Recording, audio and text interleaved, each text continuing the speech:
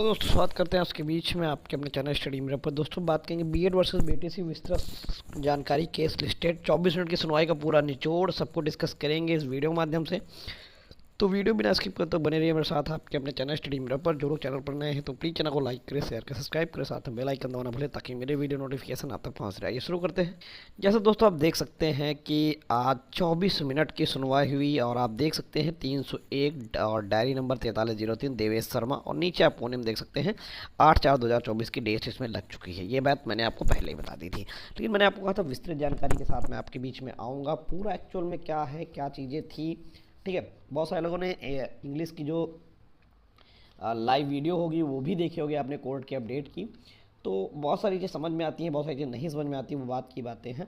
तो हम point two point चीज़ों पर बहस करेंगे। क्या हुआ देखिए कि सबसे पहले तो जो सरकारी तरफ से तुषार मेहता साहब आना था वो नहीं आया कोर्ट के अंदर, तो एक डेट उसकी वजह से भी लगना लाजमी था। और कोर्ट के अंदर जो एक नया रायता फैला है उस पर भी हम लोग चर्चा करेंगे। आपको बताएं सबसे पहले जो आज कोर्ट रूम के अंदर चीज़ें हुई, सबसे पहला जो मुद्दा था वो 2 पॉइंट्स, जो पिछले ऑर्डर में कोर्ट ने 2 पॉइंट्स पर जवाब एनसीटीई से मांगा था वो जवाब नहीं आया, ठीक है। जिस पर जो डीएलएड की जो अधिवक्ता आपको पता होगा मीनाक्षी अरोड़ा मैम है, और जो बीएड की तरफ से मेन अधिवक्ता है वो पीएस पटवालिया साहब हैं। ठीक, मीनाक्षी अरोड़ा मैम ने सीधा 2 पॉइंटों पर एनसीटीई ने जवाब नहीं दिया ऐसी बात कही, ठीक है। और कोर्ट को बताया कि जो आपने 2 पॉइंट्स की ब्रिज कोर्स के बारे में कहा था, जहां पर आपने ये कहा था कि ब्रिज कोर्स करने से ये बता रहे हैं कि उसके समकक्ष हो जाएंगे, तो ऐसा कोई कोर्स भी नहीं चल रहा है। और दूसरा, कितने डेटा खाली है, कितना रिक्त पद है, ये भी ऐसा कोई डेटा अभी तक विभाग के द्वारा एनसीटी द्वारा नहीं दिया गया। जिस पर पीएस पटवालिया साहब ने 1 दिसंबर 2023 का एक संसद के अंदर एक प्रश्न पूछा गया था, उसका जो जवाब दिया गया था सरकार के द्वारा, जहां पर शिक्षा मंत्री के द्वारा एक जवाब दिया गया था जिसमें बताया गया था लगभग 7.25 लाख के आसपास कुछ पद खाली हैं, ठीक है। और कोर्ट में ये भी बताया गया अगर बीएड मान लीजिए इस भर्ती में रहता तो उसके बाद भी बहुत सारे पद हैं जो वैकेंट हैं और आसानी से डीएलएड के लिए पर्याप्त मात्रा में सीटें बची हुई हैं। लेकिन जिस पर आपको बता दें डीएलएड तब मीनाक्षी अरोड़ा मैम ने इस बात पर अपोज किया, और लाजमी भी है। आप इस चीज़ को समझिए कि यहाँ पर जो लड़ाई चल रही वो प्रेजेंट टाइम की वैकेंसी की बात चल रही, ना कि फ्यूचर की बात चल रही है। उन्होंने सीधा मुद्दा उठा दिया ओवर एज का। उन्होंने बताया कि अगर आगे भर्ती के लिए जगह है बिल्कुल क्लियर है, बट जो इस भर्ती में लोग हैं जो ओवर एज हो जाएंगे वो आगे भर्ती में कब मौका मिलेगा। पिछले 5 साल से कोई वैकेंसी आई नहीं है, तो या पिछले हर राज्यों का अलग अलग वहाँ पर थे, तो जैसे यूपी में 5 साल से वैकेंसी नहीं आई, तो क्योंकि 69,000 भर्ती भी इसके लपेटे में आ रही है कहीं ना कहीं, तो उन्होंने इन सब बातों को रखा कि जो लोग ओवर एज हो जाएंगे वो कैसे फॉर्म भरेंगे आगे के लिए जो है वो। लेकिन अभी हम लोग बात प्रेजेंट की कर रहे हैं, पास्ट ही कर रहे हैं, अब फ्यूचर पे बात नहीं कर रहे हैं, फ्यूचर में मुद्दा क्या होगा, ठीक है। और आपको पता होगा कि वहाँ पर बिहार और छत्तीसगढ़ जैसा मुद्दा भी उठा कि बिहार और छत्तीसगढ़ में आपने देखा होगा कि हाई कोर्ट ने सीधा बाहर कर दिया है जो लोग चयनित शिक्षक थे, ठीक है। लेकिन मध्य प्रदेश हाई कोर्ट द्वारा अभी इनको बाहर नहीं किया गया है, ठीक है। तो इस मुद्दे को भी कोर्ट में उठाया गया, जिस पर पीएस पटवालिया साहब ने बताया कि जो मध्य प्रदेश है वो ये वहाँ पर रखा गया कि मध्य प्रदेश क्यों इस मामले को बाहर नहीं किया, जिस पर पीएस पटवालिया सर के द्वारा क्लियरिफाई किया गया कि उन्होंने कहा कि हाई कोर्ट पास पावर नहीं है कि वो जजमेंट को क्लियरिफिकेशन कर सके, सुप्रीम कोर्ट के जजमेंट का क्लियरिफिकेशन कर सके, ठीक है। तो वहाँ पर उन्होंने कहा कि जो हाई कोर्ट है उनके पास पावर नहीं होती है क्लियरिफिकेशन करने की जजमेंट की, सुप्रीम कोर्ट की जजमेंट की। तो क्योंकि 2 चीज़ें आपको पता होगा कि ये मामला चल रहा है मेरिट और ला पर।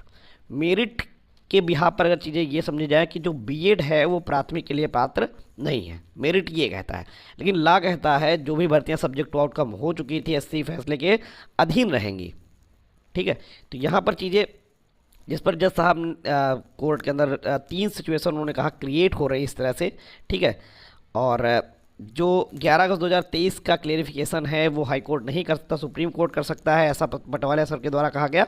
तो 3 सिचुएशन क्रिएट हुई। जो पहली सिचुएशन बन रही थी कि एक तो आपको पता होगा जब गजट आया 28/6/2018, पहला जब 28/6/2018 का गजट आया उसके बाद जो भर्ती आई, दूसरा 28/6/2008 के बाद, ठीक है।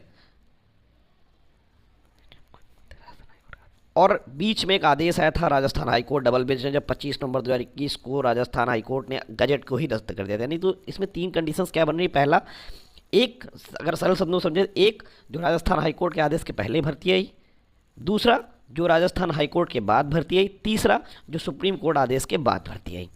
तो जैसे जो पहला अगर हम बोलते राजस्थान हाईकोर्ट के आदेश के पहले, जैसे आपकी 69,000 शिक्षक भर्ती आई, ठीक है, 69,000 शिक्षक भर्ती आई। राजस्थान हाईकोर्ट के बाद जो भर्ती आई, और जो तीसरा था हमारे जजमेंट के बाद, एक सुप्रीम कोर्ट जजमेंट के बाद जो भर्ती आई, तो उसमें तो स्पष्ट है, एकदम क्लियर है, सुप्रीम कोर्ट ने खुद कह दिया कि मतलब तीसरा पॉइंट जो है इसमें क्लियर है कि हमारे जजमेंट के बाद अगर कोई भर्ती आई तो वो ऑलरेडी निरस्त है, उसको तो कोई मतलब, उसका तो कोई अस्तित्व ही नहीं बन रहा कि वो बीएड उसमें रहेगा। ठीक है, तो यहाँ तीसरा पॉइंट तो एकदम खत्म हो गया। अब 2 पॉइंट बचते हैं कि जो राजस्थान हाईकोर्ट के पहले यानी 69,000 शिक्षक भर्ती हो, जो राजस्थान हाईकोर्ट के बाद भर्ती आई, ठीक है, इन दोनों पर चीज़ें चलनी हैं। ठीक है, और आपको बता दें 69,000 शिक्षक भर्ती में शिक्षा मित्रों की तरफ से जो गुड्डू सिंह की याचिका चल रही है, उसको में भी आईए के माध्यम से एक शिक्षा मित्र की तरफ से एक मैडम जो थी आईए के माध्यम से प्रेजेंट हुई थी। ठीक है, और वहाँ पर मांग की जा रही है लगातार कि इस आदेश को 28 जून 2018 जब से गजट रद्द है तब से माना जाए, क्योंकि आपने देखा होगा अभी एक आदेश आया है जो छत्तीसगढ़ हाईकोर्ट का, वहाँ पर 881 का जिक्र है, और कहीं ना कहीं लपेटे में 69,000 शिक्षक भर्ती भी है। और अभी इस पर आपको पता होगा कि अक्टूबर 2022 में जब 3 जज की बेंच चल रही थी, तो वहाँ पर सभी राज्यों को मौका दिया गया था कि सभी लोग इस मामले पर अपना अपना पक्ष रखने के लिए आ सकते हैं, लेकिन बहुत सारे राज्य वहाँ पर पहुँचे थे, बहुत सारे राज्य नहीं पहुँचे, जिसमें बिहार सरकार ने कहा कि हमने अपना पक्ष, हमारा पक्ष नहीं सुना गया। ठीक है, तो डीएलएड की तरफ से एडवोकेट ने कहा सर आपने ऑलरेडी सबको मौका दिया था, अगर कोई नहीं आया तो उसकी फ़ाल्ट है, उस राज्य की फ़ाल्ट है, उस गवर्नमेंट की फ़ाल्ट है। तो इन सारी चीज़ों को रखा गया। ओवरऑल सारे राज्य आज कोर्ट के अंदर मौजूद थे, चाहे वो छत्तीसगढ़ हो, चाहे पश्चिम बंगाल हो, चाहे वो आपका बिहार सरकार हो, चाहे वो उत्तर प्रदेश सरकार हो। ठीक है, हर तरफ से कुछ ना कुछ लोग मौजूद थे, हालांकि एसडी साहब आज नहीं थे। तो इन सब मामले में जब देखा गया कोर्ट के अंदर बहुत ज़्यादा चीज़ें हो गई, तो इन सब मामले के अंदर फिर फाइनली मामले पर एक डेट